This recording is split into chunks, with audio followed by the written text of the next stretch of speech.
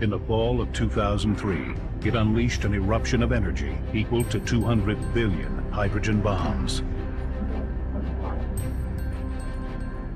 blasting a tidal wave of superheated charged particles at speeds of up to 6 million miles an hour. It was one of the largest solar storms ever recorded. And it was aimed at Earth. They were some of the fastest, hottest, and strongest storms ever measured. Assaulting the Earth, the sun's energy forced space station astronauts to take cover in their most sheltered compartments. Lights went out, communication streams were cut, airliners scrambled for safety. This really was a hurricane of space storms. Though no major damage was done, these storms were a stark reminder that we live at the constant mercy of the sun. It controls all aspects of our lives, our climate, our food, our bodies. We actually live inside the sun's atmosphere. We, along with all the other planets, are greatly influenced. But is its influence changing? It's actually growing more powerful. Might we lose its protection from deadly cosmic rays? At its boundary, where it's protecting us from the intergalactic winds, that boundary is actually shrinking a bit. Will our technology-dependent society be able to handle another solar superstorm? Sometimes these effects can be so severe that they're catastrophic. And when will the next superstorm strike?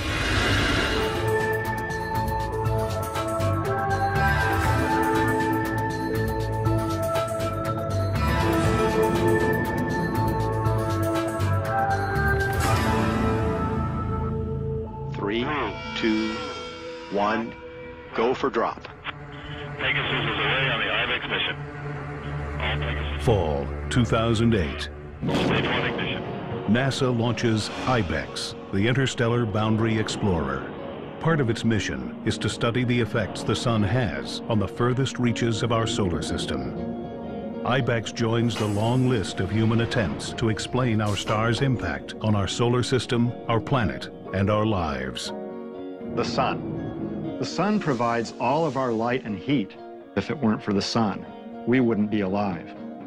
We people are very interested in what goes around us. We like to understand our neighborhood. The sun in the universe is our street, our neighborhood. The sun. We are actually affected by its moods. In fact, it's like the parent, and all the planets are the children that are affected by its moods. We need to know how it's going to evolve and how the changes that are always happening in the sun affect us here on Earth. The sun. If we want to understand the universe and the stars that make up the universe, then it's important to study the one that's closest to us.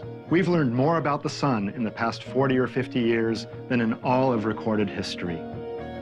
This golden age of exploration was kicked off by a unique mission that gave us close-up images of our sun from above our atmosphere. Skylab, we're reading you loud and clear over the Vanguard for 8 minutes. In 1973, Skylab became the first manned space station. It sent back images of the sun, clearer than anything taken from Earth. The Skylab mission was one of the very first laboratories that was dedicated just for the research and study of the sun. In some ways, it's kind of the grandfather of the current missions today. Right now, a fleet of about 20 space probes scan and study the sun in ways we never imagined, even 30 years ago. By studying the sun from the vantage of space, we can see it in a whole new light, using different light wavelengths, including X-ray and extreme ultraviolet. We can peel back its layers and begin to understand how and why the sun acts the way it does. The different wavelengths mean different temperatures, and different structures are more visible in different wavelengths than in others. Our robotic space probes never stop watching the sun. With their help, scientists are working out the big questions about our star, and we already know a lot. The sun is one of over 200 billion stars in our Milky Way galaxy, but it is our closest at 93 million miles away from Earth, almost the same distance as 4,000 trips around the globe. And despite that distance, its light only takes 8 minutes to reach Earth. It is only 4.5 billion years into its nearly 10 to 11 billion year lifespan. And though technically a medium-sized star called a dwarf, It is enormous, 900,000 miles across, and if hollowed out, 1.3 million Earth-sized planets could fit inside. The Sun accounts for 99.8% of the mass in the solar system, and it weighs 300,000 times more than the Earth. It is made up almost entirely of a superheated form of electrified and magnetized gas called plasma. The Sun packs enough gravitational pull to keep the planets from spinning off into space. And as Copernicus first suggested, it rules the center of our solar system with a gravitational iron fist. Copernicus's model, in which he placed the Sun in the middle of the solar system with all the planets going around it, instead of everything going around the Earth, was a giant paradigm shift. It meant that the Sun is the most important thing in the solar system. It meant that we really should understand the Sun. Our Sun, like all other stars in the universe, is made from the dust of stars that lived and died over billions of years, going all the way back to the Big Bang. So our Sun and our solar system is really the debris from many generations of stars. The Sun we see every day is the solar system's source of power. Deep in the center of our star, its core is superheated to 27 million degrees Fahrenheit and is the engine that drives it all. Inside the Sun's core, the process of fusion is occurring, and that fusion process is giving off light and particles. Every second the Sun shines, it releases the same amount of energy as 1 million H-bombs. The Sun's light is made of particles called photons, born in the core, then propelled by convection currents through the radiative and convective zones of the Sun. Eventually, they reach the volatile outer layers of our nearest star. The Sun's outer parts consist of 3 regions. There's the photosphere, or surface of the Sun, and it's not really a hard surface like that of the Earth. The Sun is gaseous throughout. And the temperature of the photosphere is around 10,000 degrees Fahrenheit. Above the thin layer of the photosphere is another thin layer called the chromosphere. And the chromosphere is slightly hotter than the photosphere, which is counterintuitive because you would think that as you go away from the source of all the energy and heat, the core, that temperature would drop. But in fact, the temperature rises from the photosphere to the chromosphere. And it gets even hotter as you rise to the third layer of the atmosphere called the corona. And then beyond the chromosphere is a large, tenuous, extended region, the corona, which is millions of degrees. The Sun produces a continuous outward flow of energy called the solar wind. Constantly blowing, it carries energy out into the solar system, extending our Sun's reach 9.3 trillion miles, well beyond Pluto. The space in between the planets and the space in the entire solar system is not an empty void, but it's full of these particles and it's full of these rays of light. While the solar wind blows away from the Sun, its gravity holds and pulls everything in. Take comets. All comets orbit the Sun and can get pulled directly into the line of fire. Recently, scientists witnessed one of the Sun's most dramatic outbursts, a coronal mass ejection, ripping the tail off a comet. When it hit the comet, the tail was cut off like you took a knife, and the tail drifted away. And then it took a little more time for the comet to generate more gas and plasma and dust and create a tail. It tells us about how the solar wind moves in the solar system and how it can affect things. The Sun affects everything it touches, even us. To learn just how much, scientists sometimes rely on a remarkable cosmic coincidence. The lethal output of the Sun has made studying it almost as difficult as understanding it. But scientists can get a good look at our nearest star thanks to a cosmic coincidence. A total eclipse of the Sun.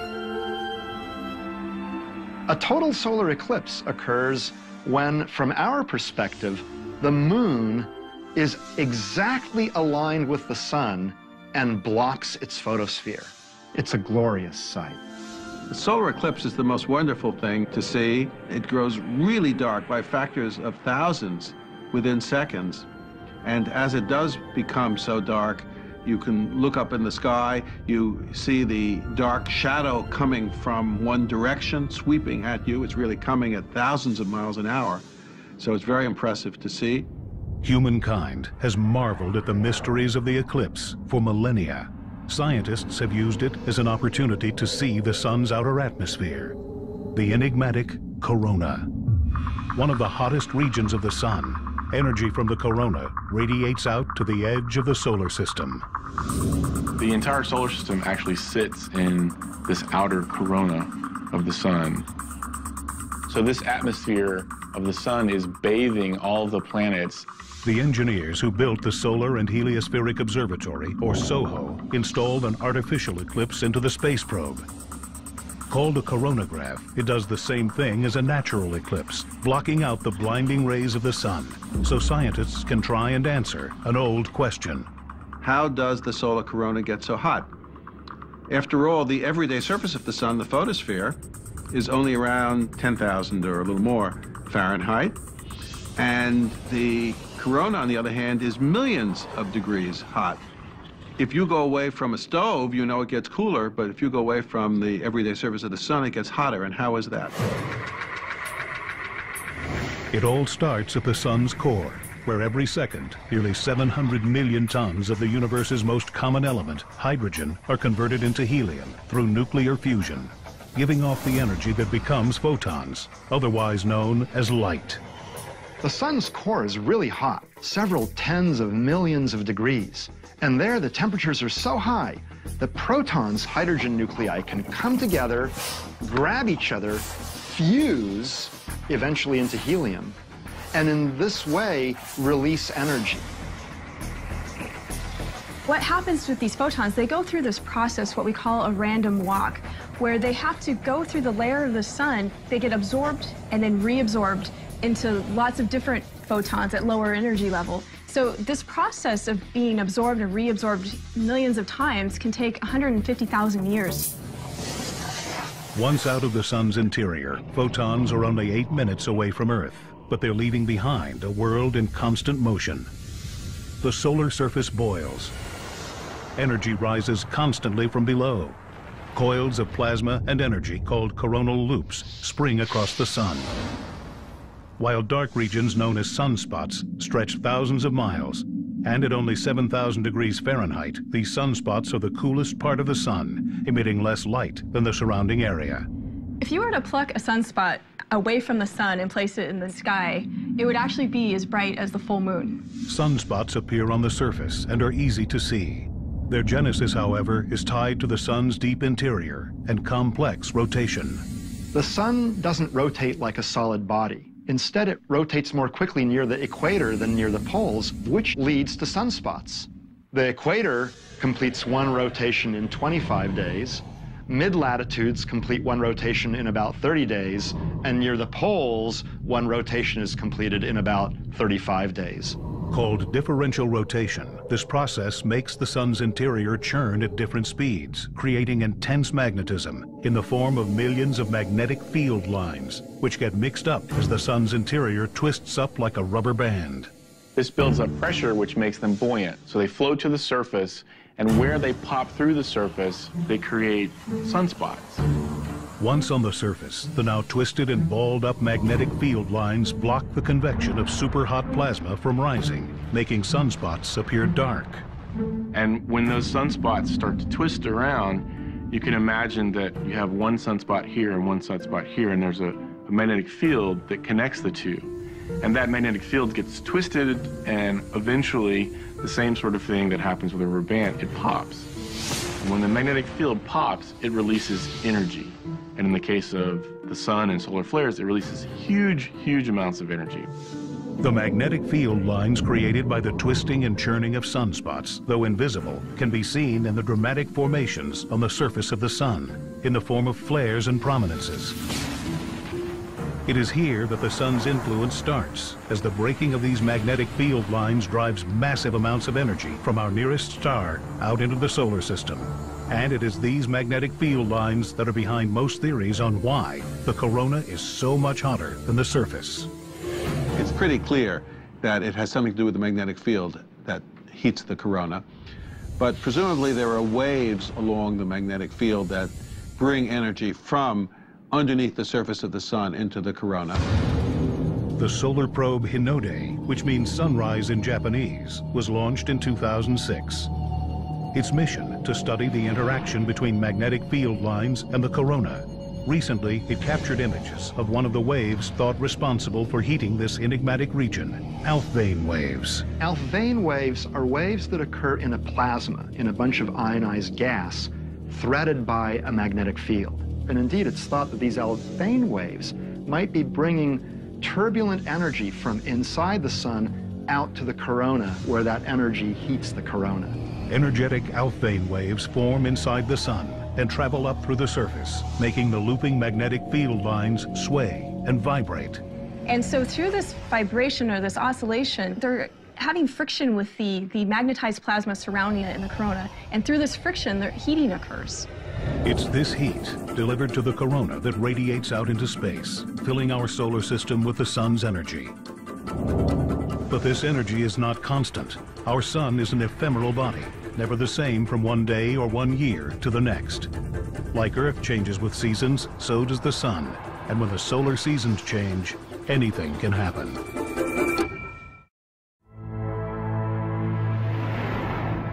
Day in and day out, the sun we see appears the same. But like Earth, the sun has seasons, solar minimum and solar maximum. Two distinct personalities that can affect our technology and possibly even our weather. The transition between solar minimums is called the solar cycle, an average 11-year period in which the sun's activity maxes out, then ebbs again. The primary measure of the solar activity cycle is the number of sunspots visible on the sun. During solar minimum, the period with the fewest sunspots, solar activity is limited. When sunspots break through the surface during solar max, the sun's power reaches out. When there are lots of sunspots, there are lots of flares and coronal mass ejections. Increases in solar activity enhance the connection between sun and Earth. Energy expelled from the sun can create disturbances in the near-Earth environment. The Earth is embedded in the solar atmosphere, and so what happens on the sun affects the Earth. And that's what we call space weather. Accurate space weather forecasting is the ultimate goal, but this can be hard. The sun is turbulent, especially during solar maximum, the peak of solar storm activity.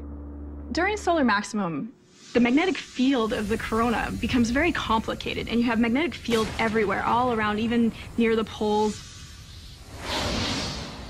You can have coronal mass ejections and flares and solar storms occurring sometimes several times a day. Solar flares, violent eruptions of energy, usually near sunspots, burst into space. Like a bolt of lightning, quick and powerful, they can happen over a matter of minutes and can give off the same amount of energy as 1 billion megatons of dynamite. Solar flares are gigantic outbursts of energy from the sun, coming from a very small localized region of the sun's surface. So they're very concentrated ejections of energy that heat the surrounding gas to 10 million degrees. Solar flare is sort of like a snapping of the whip. It really releases a lot of energy very quickly, accelerating particles almost up to the speed of light. The particles from the very most energetic solar flares can reach us in something like 15 minutes. But the solar hurricane of space weather comes from coronal mass ejections. These massive blasts carry billions of tons of superheated gas and plasma into interstellar space. So coronal mass ejection is where a huge amount of mass and energy is expelled away from the solar surface. So if you can imagine this huge amount of mass and energy traveling away from the sun at these large speeds, sometimes at over 1 million miles an hour. They throw these like big bubbles of hot gas and magnetic field. It can move off the sun so quickly that it actually creates a shock wave. They're the biggest storms, and they're the important ones for understanding space weather. Solar probes, like SOHO, have captured the sun expelling massive amounts of energy into space. But scientists are most concerned when they see something called the halo effect, when the cloud of energy appears to surround the coronagraph. That means the sun has aimed its latest blast at us, like in the massive solar storms of 2003. The fastest coronal mass ejection ever studied in modern times came from these storms. Shortly after the initial blast from the sun, SOHO was bombarded by charged solar particles, protons and electrons, overwhelming the camera and causing the image to drop out. What happens is you see a sort of snow on the camera, all sorts of sparkles going by, and that's the particles accelerated by the coronal mass ejection hitting the actual camera on SOHO. If caught off guard, solar storms can harm astronauts, exposing them to the same amount of radiation in seconds that we receive on Earth in a year. So if we're going to send astronauts back to the moon and to Mars, it becomes very important to be able to determine when these coronal mass ejections and storms are going to occur. The charged particles embedded in these coronal mass ejections are dangerous. It's a lot of radiation that would hit an astronaut. Astronauts and satellites aren't the only potential victims of solar storms. The particles blasted towards Earth can interact with our magnetic field, occasionally wreaking havoc. When this material comes smashing into the Earth's magnetic field, it causes it to ring almost like a bell. And when you have a magnetic field and when that magnetic field moves, physics tells us it's going to create currents. And so electrical currents will be created in the outer atmosphere of the Earth. And these electrical currents can cause all sorts of disturbances. The currents create problems for satellites orbiting the Earth. They disrupt global positioning systems. They can interfere with communications equipment, causing radio blackouts and knocking out mobile phone systems.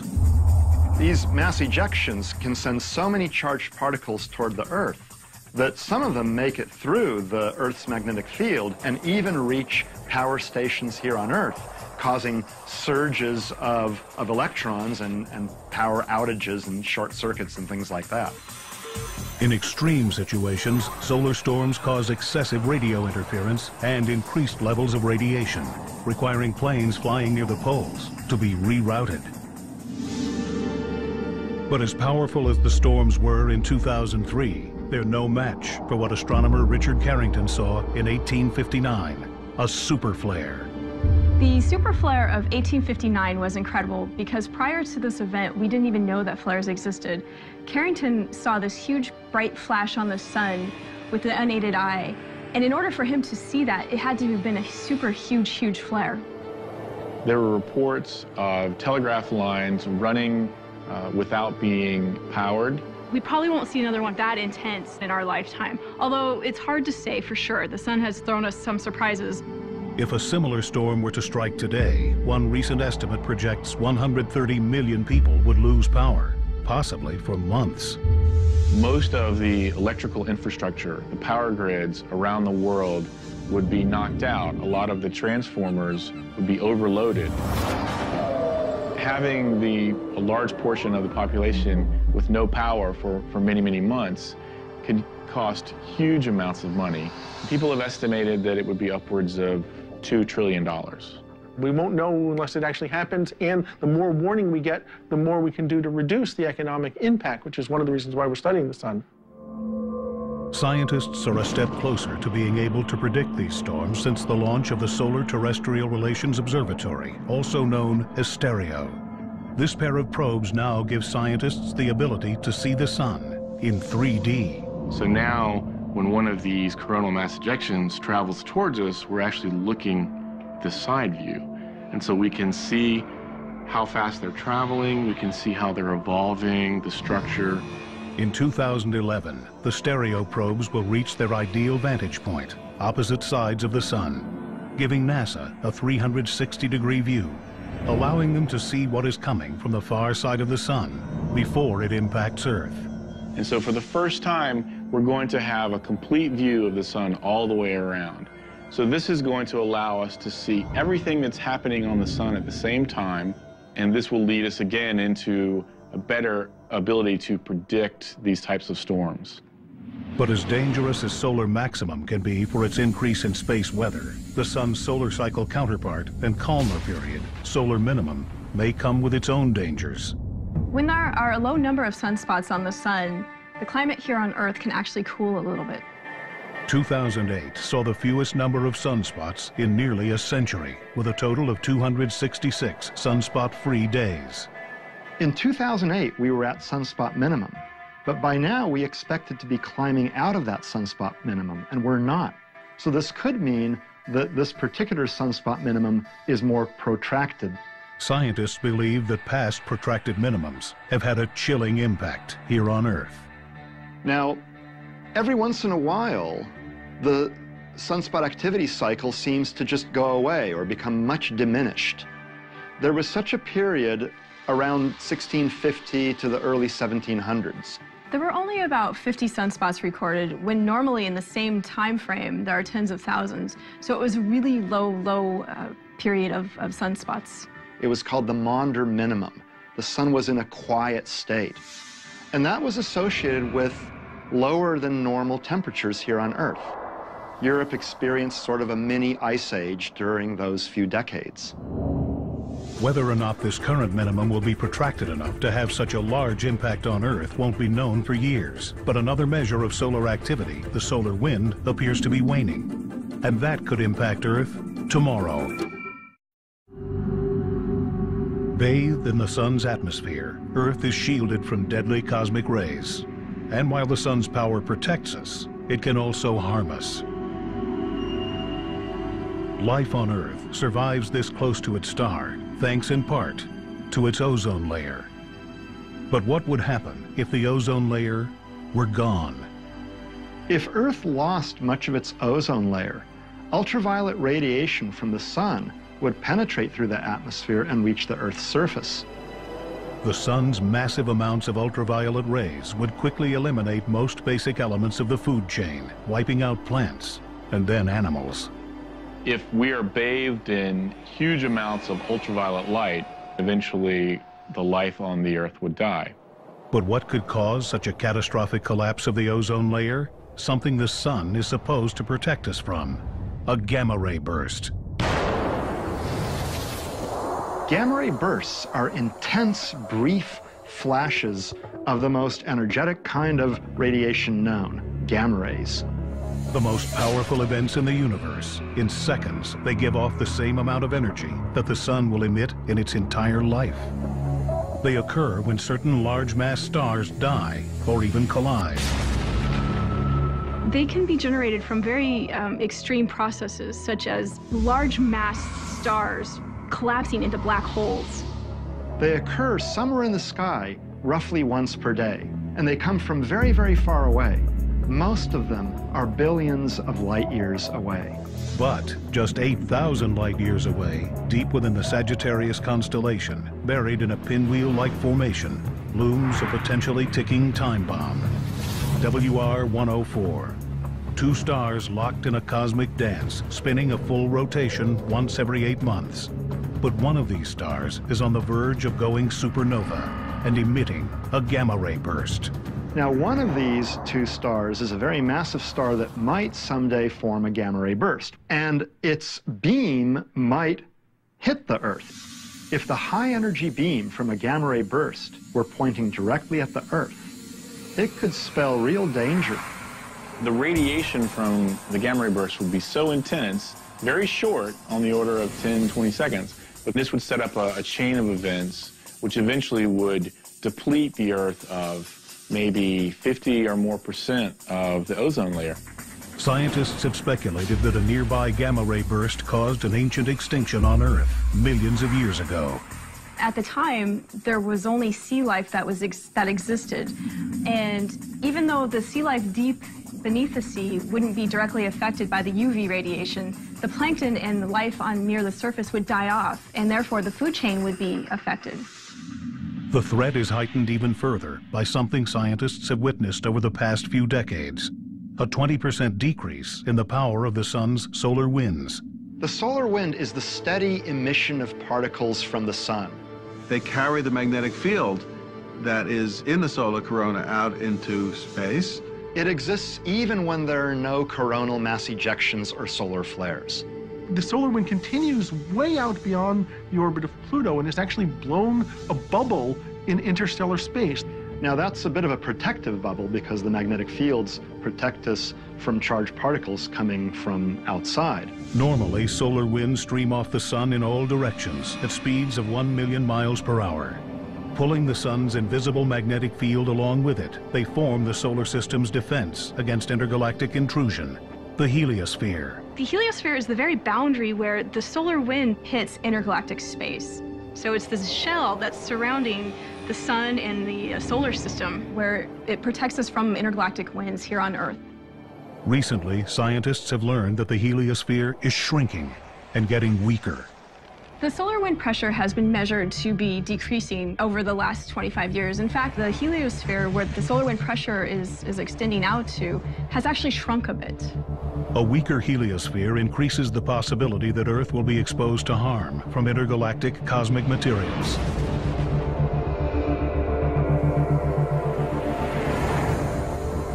So if there's less solar wind, then the heliosphere itself is going to shrink.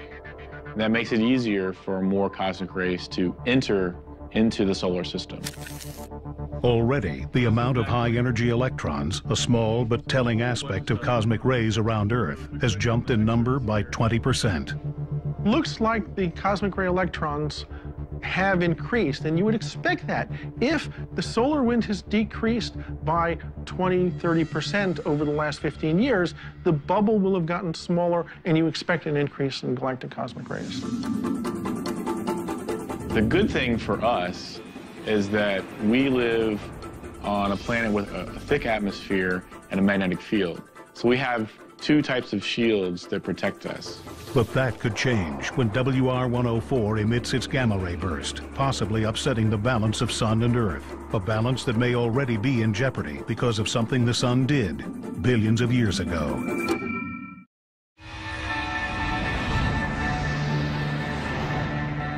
Over billions of years, the Sun and the Earth have developed the perfect balance for life to thrive. Sitting in the Goldilocks position of the solar system, not too hot and not too cold. The Sun gives us just enough light, just enough heat, and just enough energy to fuel our planet and our lives.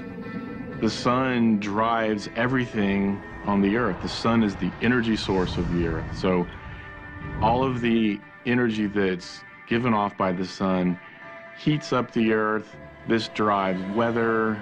On a larger time scale, this drives climate. So basically the Sun is the energy source. It's the battery that drives the whole Earth environment. Plants harness the Sun's energy through photosynthesis, creating carbohydrates. People and animals consume these carbohydrates, converting them into energy we can use.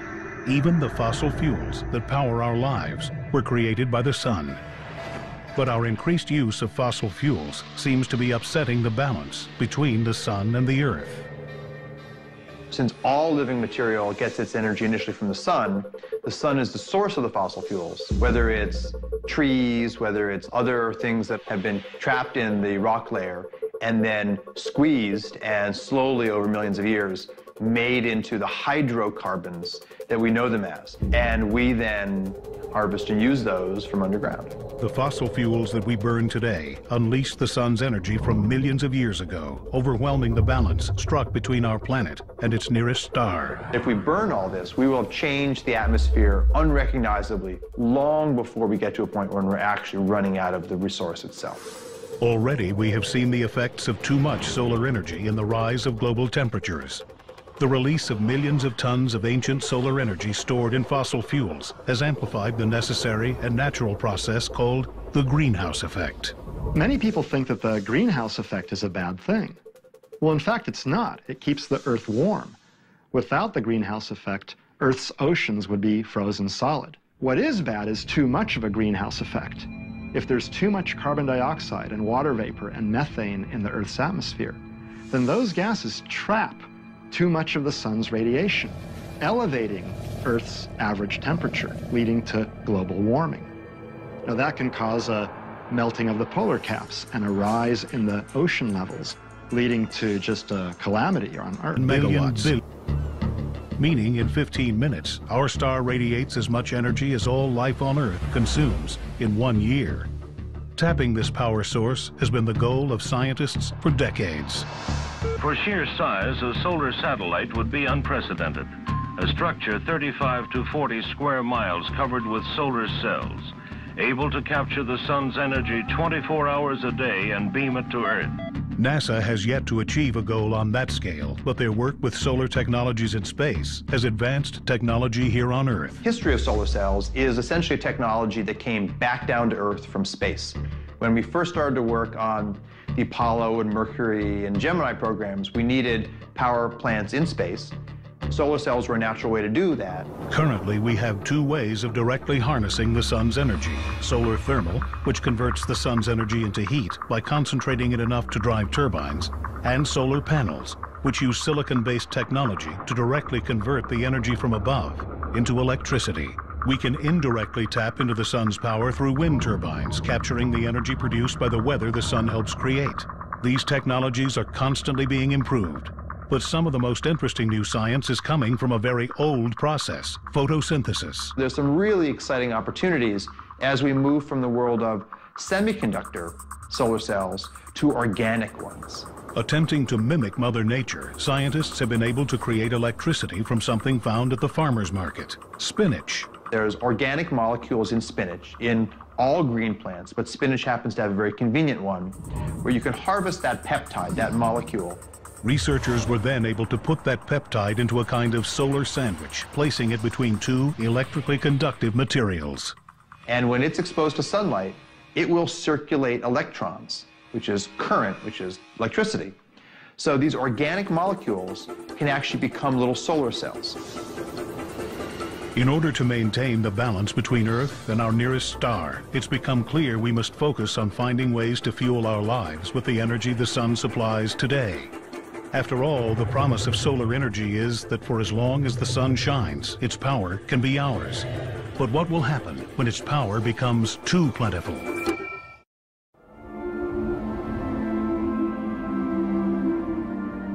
The elements that make up the sun, the earth, and even humankind all come from one place: stardust. The remains of stars that lived billions of years ago. And just as those stars died, so too will our sun. In about 5 billion years, the sun will pretty rapidly become much more powerful, much brighter, and much bigger. The sun will reach a stage where it has burned through all of its hydrogen. And once that happens, it will start to burn through all of its helium. The sun will start to expand as it reaches a stage called a red giant. As it expands, it will start to expand into much larger size and fill the inner solar system. The orbits of the planets themselves will actually expand outward as well, because it's not as massive. During that stage, some instabilities, which I call cosmic burps, will cause the sun's outer atmosphere to be gently ejected. The outer layers of the red giant will just keep drifting off at some slow rate. The hot inner layers of the sun will ionize that cloud of gas surrounding it and cause it to glow. So our sun will be surrounded by these glowing clouds of gas. They will form what's called a planetary nebulae. They're beautiful shapes.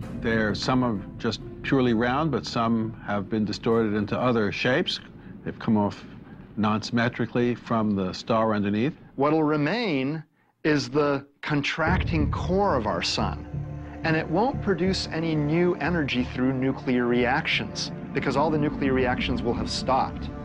So it'll continue contracting and slowly fading with time. It's very similar to the process that creates, say, supernova, but our sun is not big enough, doesn't have enough stuff to actually create a supernova. So its final stage will be this object we call a white dwarf star. What remains is this little, relatively small white dwarf star. And it is a very quiet, what we call happily retired star. It'll be about the size of the Earth, it won't get any smaller, and it'll sit around as this very highly compressed rock forever. It'll just liberate its energy, growing ever colder and dimmer with time, until finally it just fades from view. The death of the sun will have catastrophic effects on the solar system. If the massive expansion doesn't swallow the nearby planets, it will likely change their orbits and superheat them, including Earth. Earth's surface will be fried to a crisp.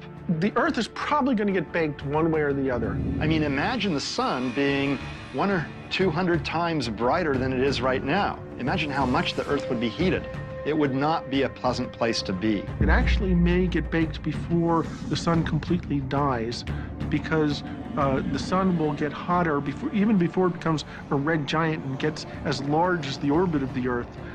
It'll get warmer, and at some point the Earth will get hot enough so that water will boil. So the oceans will evaporate away, and all of life as we know it will cease to exist. If there's anything left of the Earth, the sun will shrink down to a white dwarf, and the Earth will, instead of heating, freeze. This will not be a pleasant place to live. But that's billions and billions of years from now. We've only had rockets in space, satellites, for 50 years or so. Now we're talking billions. So clearly we'll be able to travel around the solar system at the very least, to go to places that will be at the temperature that the Earth is now, and we'll be able by that time to go to more distant solar systems.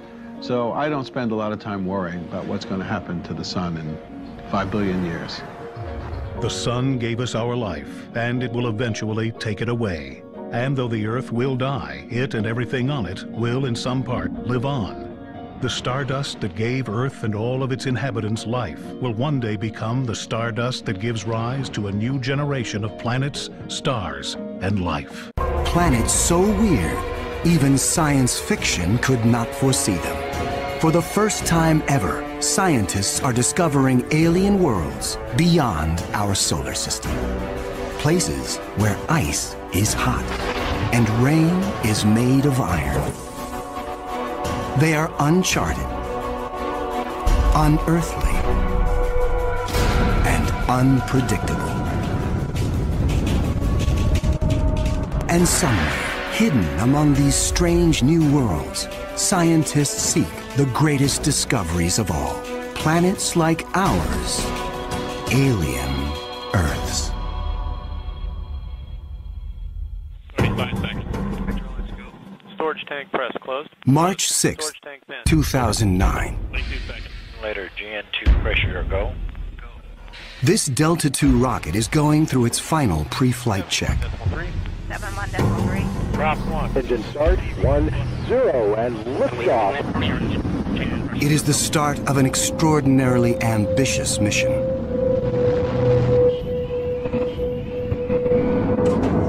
The Kepler Space Observatory is hunting for planets like Earth within a region of 100,000 stars.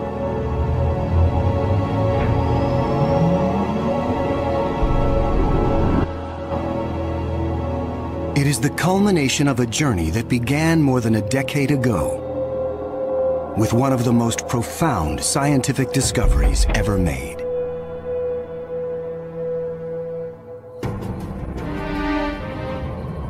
(1995). Swiss astronomer Michel Mayor and his team make a routine observation of stars in the constellation Pegasus, located 50 light-years away. But the instruments show something strange. One star is violently lurching and wobbling.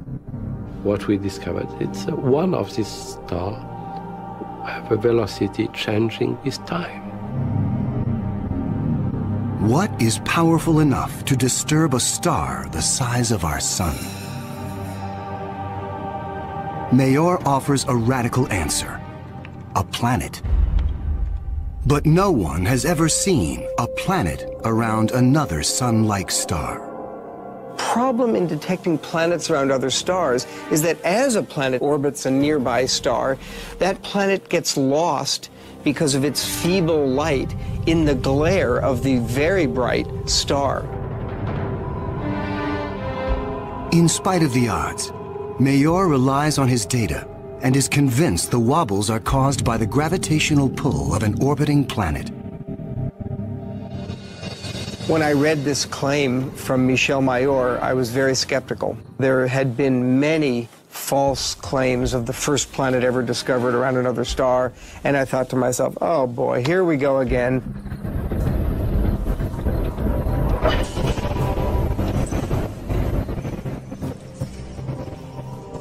So I decided to observe the star on 4 consecutive nights.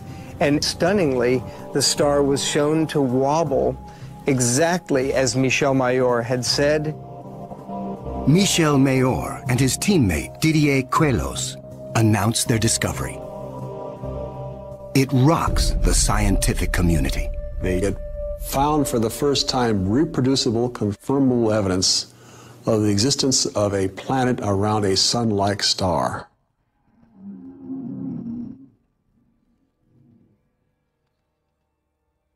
Officially called 51 Pegasi b, the planet is nicknamed Bellerophon in honor of the Greek hero who tamed the winged horse Pegasus. It is a planet that breaks all the rules. Bellerophon roasts in the blazing starlight at temperatures of roughly 1800 degrees Fahrenheit.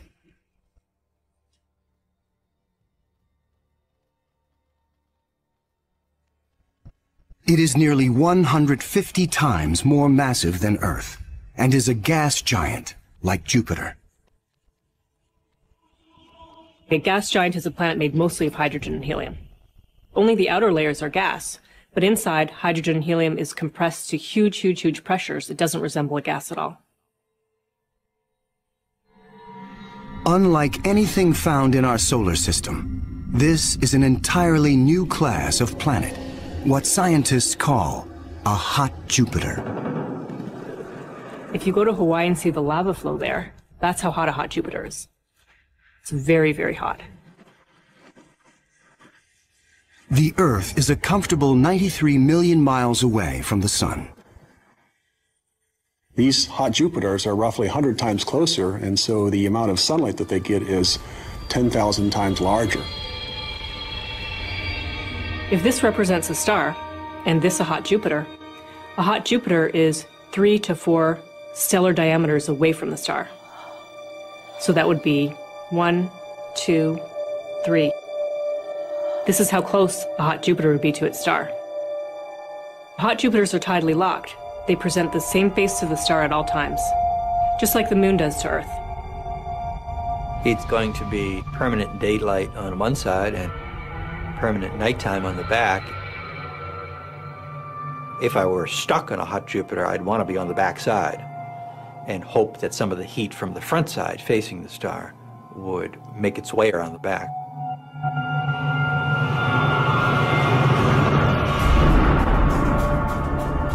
The variations in temperature make Bellerophon's atmosphere extremely windy.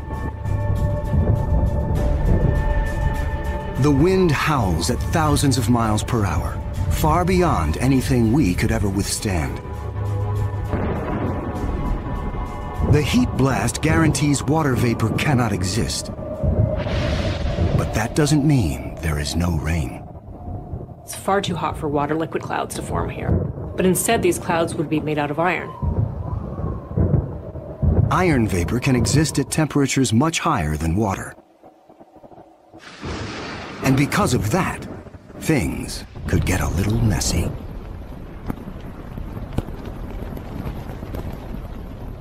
You better have an umbrella that's pretty sturdy, because the iron is going to start coating your umbrella very rapidly and making it extremely heavy and just crush that umbrella.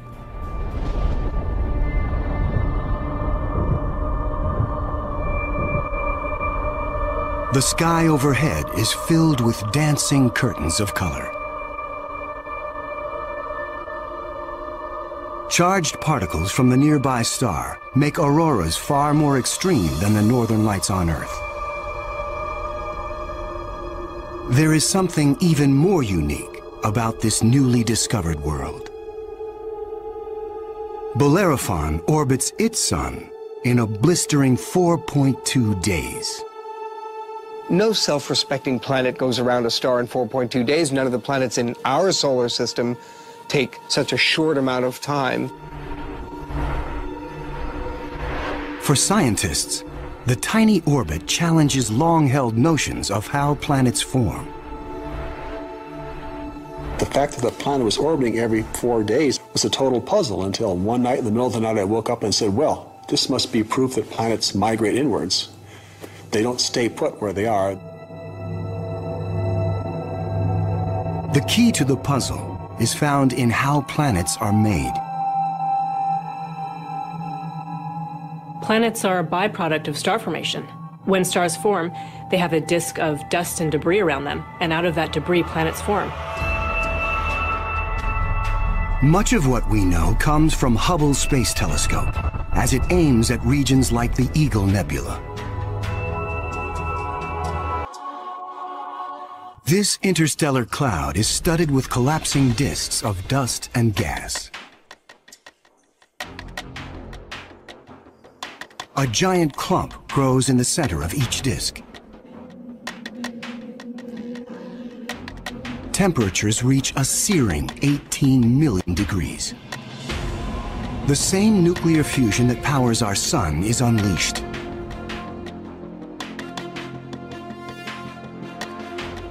The star is born. Radiation from the star generates a stellar wind that sweeps away leftover dust and debris. Some of the dust survives and remains in orbit around the newborn star.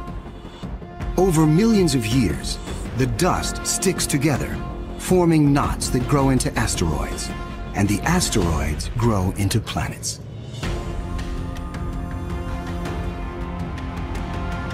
These planets migrate through the disk until they find a stable orbit. This is why Bellerophon is so close to its parent star.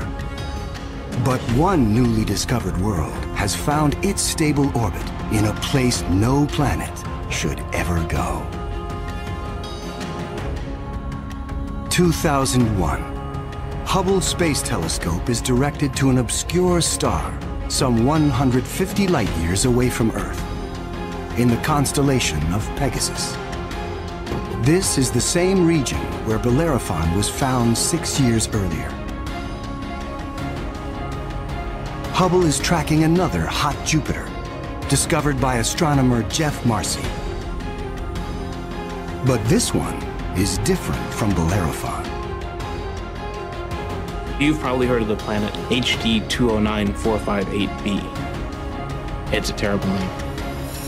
A terrible name for a terrible place. HD 209458b has been dubbed by some as Osiris, after the Egyptian god of the dead. Osiris is over 200 times more massive than Earth. It has migrated perilously close to its sun, at a mere 4 million miles from the blazing solar surface. Osiris broils in a planetary hell. The average daily temperature on Osiris is over 2,000 degrees. Forget global warming. This is global frying, and it causes Osiris to lose an estimated 550,000 tons of air every second. There's a leak of gas, a steady stream of hydrogen and helium, and that's making a big, huge cloud all around the planet. Its atmosphere is bleeding into space. Scientists speculate that a colossal trail of gas spirals behind the planet for thousands of miles. Osiris presents an unprecedented opportunity for astronomers. Using Hubble, they analyze the alien planet's bloated atmosphere. This is the absolutely first time where we could tell what is the composition of the atmosphere of an extrasolar planet.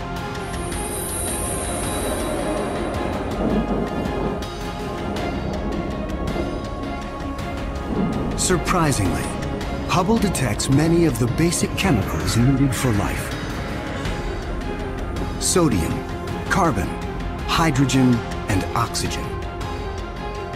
But Osiris is far too hot for life as we know it. There may be other forms of life, however, that thrive on higher temperature. But there's no solid surface as we know it on a hot Jupiter. So this life would have to be just tiny little microbes floating around on aerosols. And on our own Earth, we have life that floats around in our atmosphere. But that life didn't start there. So life almost certainly would not exist on hot Jupiters. Astronomers have discovered many hot Jupiters since Bellerophon was found in 1995. But conditions on these worlds rule them out as places where the drama of life can unfold.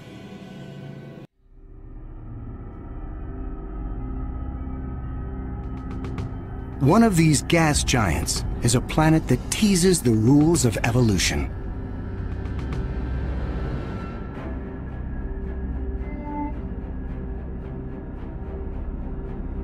Astronomer Jeff Marcy discovers something shocking about a planet orbiting a star called 16 Cygnus b, located some 70 light-years away in the constellation of Cygnus, the Swan.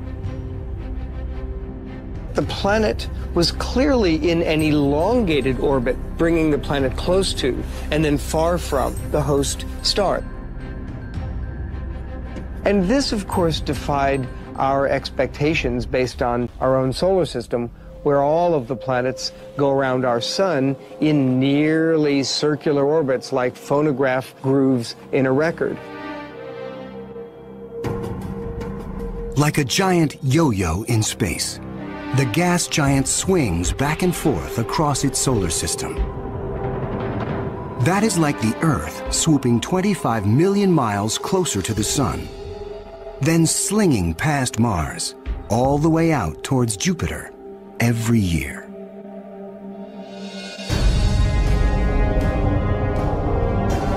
And like all of the gas giants in our solar system, this yo-yo planet might have an entourage of moons.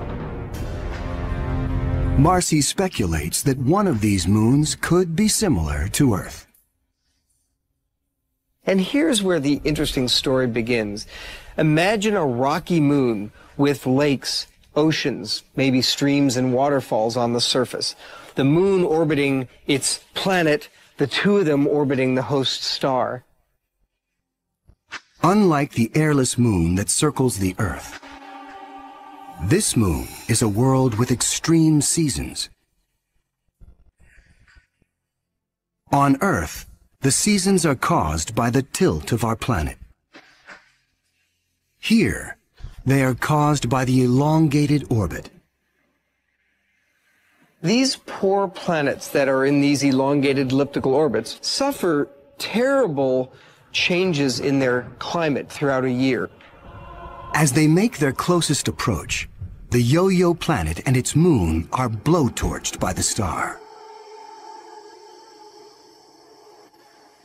Summer begins. The atmosphere on the Earth-like moon is savaged with raging storms. Category 5 hurricanes on Earth are tiny eddies compared to the monster vortexes that form here.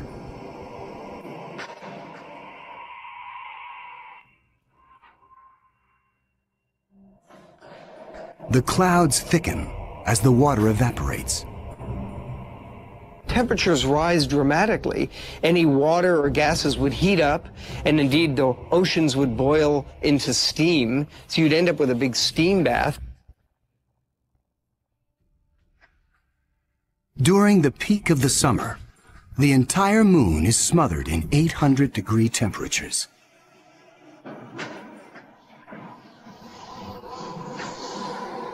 This is the closest approach to the star. During its 26-month orbit, the summer season is barely 2 months long.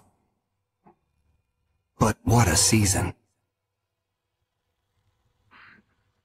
The planet and its moon swing away from the furnace of the star. Temperatures fall to ranges we would find temperate and comfortable.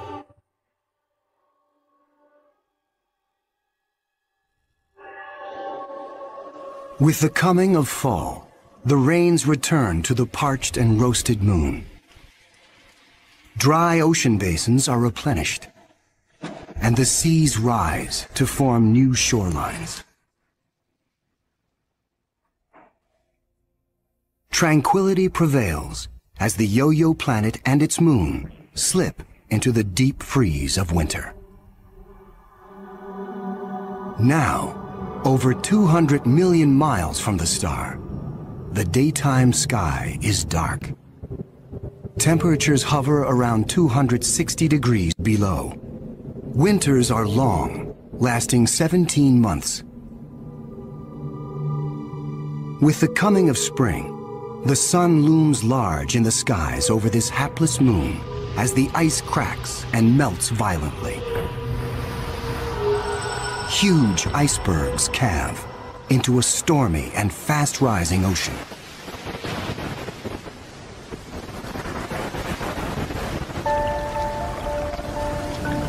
For two preciously short periods, during the spring thaw and the autumn rains, the climate on this Earth-like moon is balmy and comfortable. At a distance of 93 million miles from the star, roughly the same distance as Earth from the Sun, the elliptical orbit of this planet and its moon crosses an area around the star some scientists call the Goldilocks zone. The conditions here are just right for life. If you're too close to the star, then it's too hot. If you're too far away, then it's going to be too cold and everything's going to be icy. But then if you're right in the middle, it's just right. Every star has a Goldilocks zone. Where that zone is depends on the size and temperature of the star. In our solar system, Venus marks the inner boundary and Mars the outer boundary. Earth and its abundance of life is right in the middle. The Yo-Yo planet passes through the Goldilocks zone twice a year. For 3.5 months during the spring as it races inbound, and again in the fall for 3.5 months as it hurtles back into the colder reaches of space. Could life survive the conditions outside the Goldilocks zone? There could be life forms that are smart enough to hibernate, as do animals on the Earth during the winter season. If this sounds fantastic, I offer you the tidal zones on the Earth. On the tidal zones, life proliferates, of course, near the seashore. So despite tides, the water coming in, covering many of the life forms, the water going out at low tide, and yet those species survive perfectly well.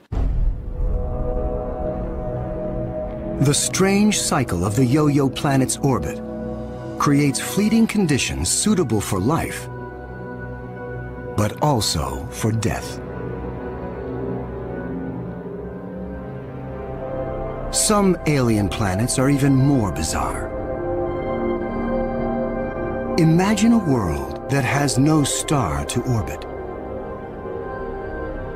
Scientists speculate that our galaxy is teeming with rogue planets, adrift in the murky lanes of interstellar space. These are orphaned worlds, planets that are booted from their solar systems by the chaos of planetary migration. Astronomers call such worlds planemos. Planemos are planets without a star. They're just drifting through the galaxy indefinitely. What massive force would it take to kick a planet out of the solar system? When a young star forms with a contingent of planets around it, many of those planets gravitationally interact with each other. They yank on each other, slingshot each other, so that one of them is ejected from the planetary system, voted off the island, if you will. If you were, unfortunately, a resident on a planet that was kicked out by a collision or a near collision with another large object, you'd probably rapidly move out of the habitable zone. There are hundreds of billions of these lost, wayward, poor, wandering planets out in our Milky Way galaxy with no parent star to warm them up. Cold, dark, quiet. Because planemos have no sun, they are worlds without days or years. They keep vigil through an eternal night. Planemos are solitary wanderers, sentinels of the galaxy. Just because it's out there drifting in space doesn't mean a planemo is dead. If the planemo is a rocky world, it could well have life on it. A small rocky planemo without an atmosphere will slumber in extreme cold, far colder than the coldest winter day on our own South Pole. But a planemo large enough to retain an atmosphere traps the heat generated when the planet was first formed. It is the ultimate greenhouse effect. The heat and energy comes from the molten core deep inside the lonely planet. If the planemo is a gas giant like Jupiter, it may have a system of moons. The gravitational pull between the planemo and its moons creates friction, causing the interior of the moons to stay warm. These moons could also have life on them, in the same way that Jupiter's moon Io has volcanoes and has a lot of heat energy being generated by interactions with Jupiter and the other moons. If anything lives here, it will be single cells, like common bacteria found on Earth. Not complex life forms. Without a sun to provide photosynthesis, these tiny organisms derive their energy from the chemistry in the soil of the planemo, or its moon. On Earth, there are similar conditions. Colonies of bacteria are found deep within mine shafts in South Africa. They have no access to oxygen nor light, and survive entirely on the chemicals they make from the surrounding dirt. Their metabolisms are extremely slow, and they reproduce only once every 1,000 years. If life dwells on a sunless planemo, it could be organisms like them, marooned when their planet was young. While planemos slumber undisturbed, there are worse places to be in the universe. Like in the company of this lethal pulsar, some 980 light years from Earth, in the constellation of Virgo. From afar, a pulsar looks like a blinking light, but up close, pulsars machine gun their surroundings with deadly radiation. They are no place for planets. Yet something interferes with the precision of this pulsar. One explanation is that the anomaly is caused by a planet. But many astronomers are skeptical that planets orbiting a pulsar can exist. The reason that's a problem is because pulsars are formed in these incredible explosions. When a red giant star explodes, a titanic fireball known as a supernova unleashes as much energy in 1 minute as our sun generates in its lifetime. When a star goes supernova, the shockwave is so immense it's hard to imagine any planet surviving that. When the cosmic dust clears, all that remains is the crushed core of the red giant, pulsing in the heart of an expanding debris field.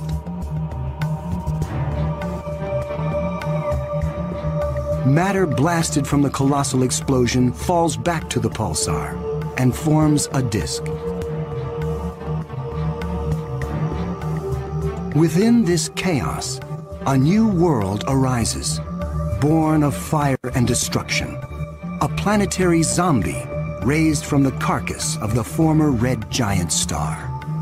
It's amazing that planets could form in that environment. A planet orbiting a pulsar will give you the feeling of being in a disco bar with a very strong strobe light, which is the pulsar. Radiation from this stellar beast breaks down the organic molecules needed for life. The pulsar has these very strong magnetic fields that are being spun around as the star is rotating quickly, and it's picking up any material, electrons, protons, and speeding them up and slinging them out at high speed. So it's like a solar wind with a vengeance. I can't imagine that there would be much of an opportunity for even simple life, microbial life, to emerge and to flourish on a planet around a pulsar. Largely because if you were in the pulse, you'd be severely energized, and if you were not in the pulse, you would be completely devoid of energy. The discovery of pulsar planets shows how new worlds can form in the wake of a star's destruction.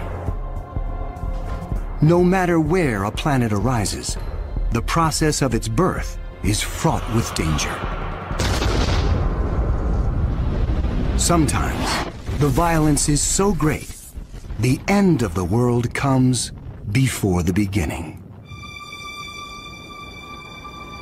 2007. Astronomers using the giant Gemini North telescope make a strange discovery in the Pleiades cluster some 400 light-years from Earth. A star known only by its catalog number, HD 23514, is surrounded by a giant donut-shaped cloud of dust and gas. The star in the middle of the donut shape is about 100 million years old. A cosmic toddler in astronomical terms. Our sun is 45 times older. The conditions are perfect for planets to form. But spectral analysis finds something strange. The dust is utterly pulverized. Typically, a newborn star is surrounded by fledgling planets. Planets form around the young star in a protoplanetary disk of gas and dust. And then these planets go on their merry way orbiting the star, not realizing that they're in an orbit that's too close to another planet. Millions of years ago, two primordial planets orbiting HD 23514 are spinning toward doom. As the two worlds close in, tidal forces torque each planet from spheres to egg shapes.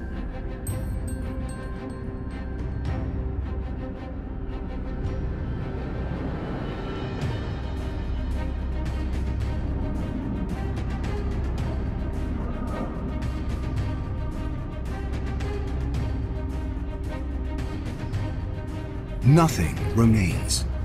The two worlds are annihilated, creating the dust and debris seen around star HD 23514. 4 billion years ago, a similar apocalypse came to Earth.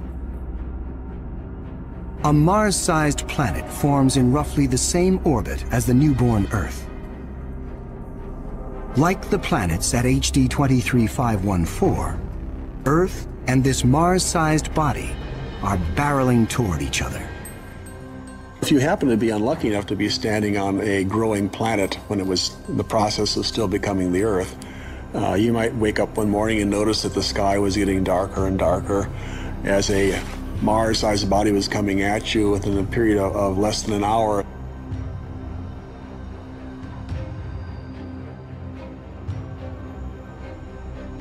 And when it hits, the shock wave is felt all over the planet, scouring the surface of the Earth.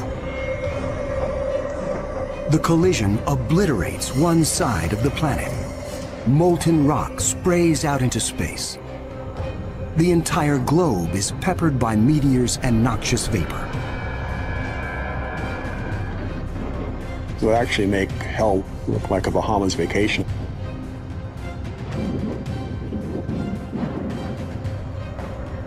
The debris field from the collision coalesces and forms our moon.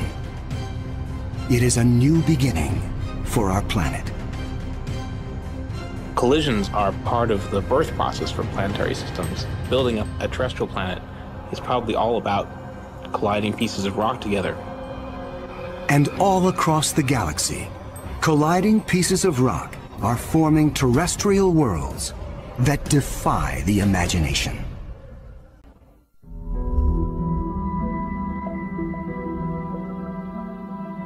There is a new planet out there, a planet we were not aware of existing before. It is not just one planet. It is a new type of planet. Earth on steroids. I like to call them super-Earths.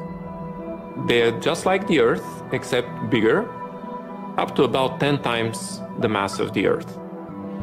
One family that the super-Earths resemble, just like our own Earth, continents, oceans. Some of them may be very dry, like Mars. And then another family that we call water worlds or ocean planets that are completely covered with water. Welcome to Gliese 581c.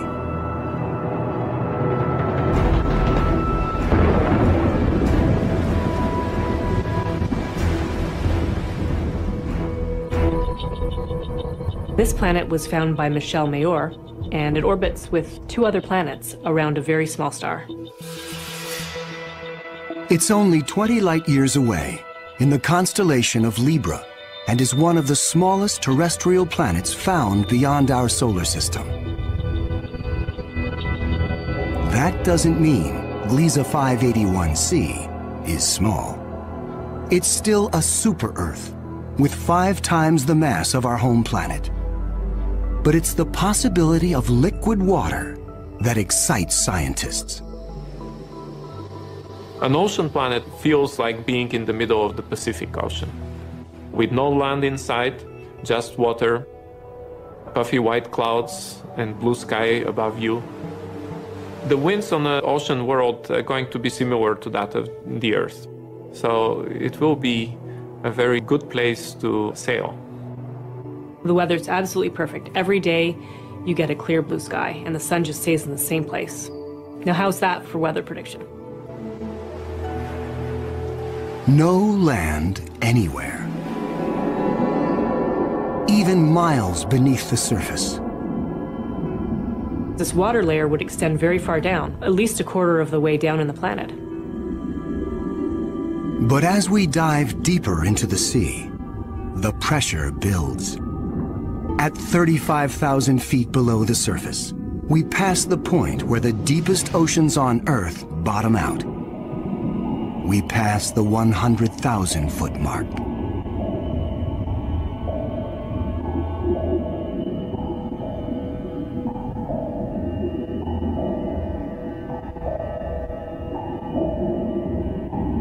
The pressure is so great, water itself begins to take on surprising new forms. At a depth of 10 times the greatest ocean depth on Earth, we reach the bottom. When you have a large amount of water, then at the bottom of an ocean, you will form very high pressure in excess of 1 million atmospheres. And that pressure will compress the liquid water, that is the ocean, into a state which we call ice 7.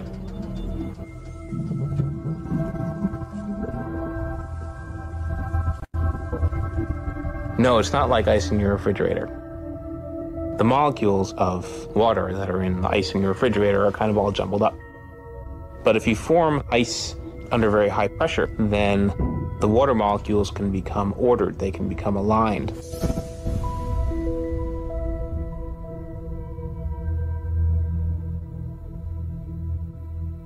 I can show you a crystal that is a very good analog to ice 7. This is halite, also known commonly as rock salt. Ice 7 may exist within our own solar system. Europa, a moon of Jupiter, could possibly have a mantle of liquid water surrounded by a thick, icy crust. The pressure from the crust is so great that Ice 7 might exist deep within these uncharted seas. If we scale up and thaw out Europa, it could be a water world similar to Gliese 581c. One could imagine that life could emerge on a water world. After all, water is essential to life on Earth. Everywhere on Earth where there is water, there is life. You cannot find a sterile drop of water on Earth unless you put it in the microwave yourself. On this water world, there could be bacteria or any kind of life in the ocean itself. But not all of the super-Earths are water worlds teeming with life. When we talk about super-Earths, we talked about two major families of mostly rocky with some water and mostly water with an endless ocean. But one has to add to those a third family of probably very rare super-Earths and Earth-like planets, which are called carbon planets. A carbon planet is unlike anything we've ever seen anywhere. A place with an alien chemistry, but loaded with very earthly treasures. Throughout our galaxy, there are planets barren and poor and inhospitable. But science is on the trail of a new type of planet, an entire world of treasure. In our own solar system, in our sun and in all the stars nearby, there's always more oxygen than carbon. But if we think of a place in the universe where there's more carbon than oxygen, then planet formation is very different. Spectral analysis shows carbon to be far more plentiful, 26,000 light years away near the center of our galaxy. Planets that form here may contain a rich abundance of carbon. The morning sky on a carbon world would be anything but crystal clear and blue. I'm picturing a yellow haze with black clouds of soot. And as you descended farther down in the atmosphere, I could imagine lakes that were made out of compounds like methane or gasoline. I'm picturing these bubbling, foul-smelling pits of black ooze, like an oil well. With little or no water in the atmosphere, the air is made of carbon compounds. Methane, butane, pentane, benzene, all these different kinds of carbon compounds that separate out when you refine gasoline. One day it might be raining benzene. The next day it might be raining butane. Alien as carbon planets might seem, the air quality could be familiar to some. The air in a very benzene-rich planet will resemble that of LA. A lot of small particles that unfortunately we are quite used to from the exhaust of cars. Despite the pollution, carbon planets could come with a sparkling upside. You might see diamond because the planet may have substantial quantities of pure carbon that it's formed out of. And pure carbon, when you compress it, tends to form into diamond.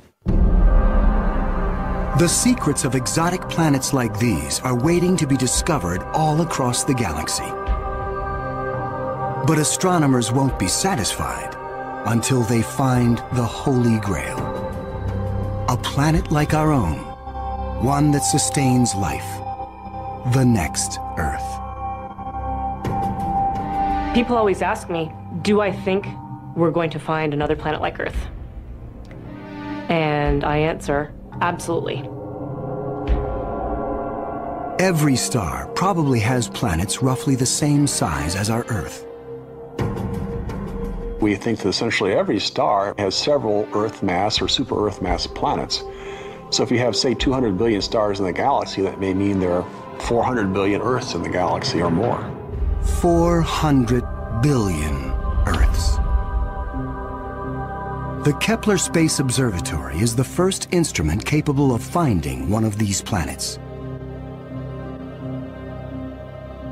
Kepler is looking at the constellation Cygnus in the night sky at 100,000 stars, taking picture after picture after picture, minute after minute. And the goal of Kepler is simple: to look for stars among the 100,000 that dim. When a star dims slightly, it means a planet passes in front, blocking some of the light. How long the star dims and how much light gets blocked will tell scientists about the size of the planet and the distance from its sun. A good analogy for this is looking for the dip in the light that you would see from a searchlight if a small moth flew across the searchlight.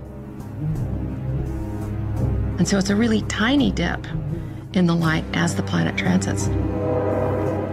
It is a very powerful technique because it allows you to discover planets that are even smaller than the size of the Earth around stars similar to the Sun. It is a technique that is changing the course of science. We think we may be able to find a planet that is habitable in the next few years. Scientists estimate the Kepler mission will find a minimum of 50 alien Earths. One of the big questions that anybody looking for life beyond the Earth is facing today is, what if we don't recognize life even though we discover it? Conditions on an alien Earth may cause life to evolve differently. My hope is that we'll see some sign that will make our hairs stand up on the back of our necks. Whatever that sign is, it will be the first chapter on the greatest scientific story ever told.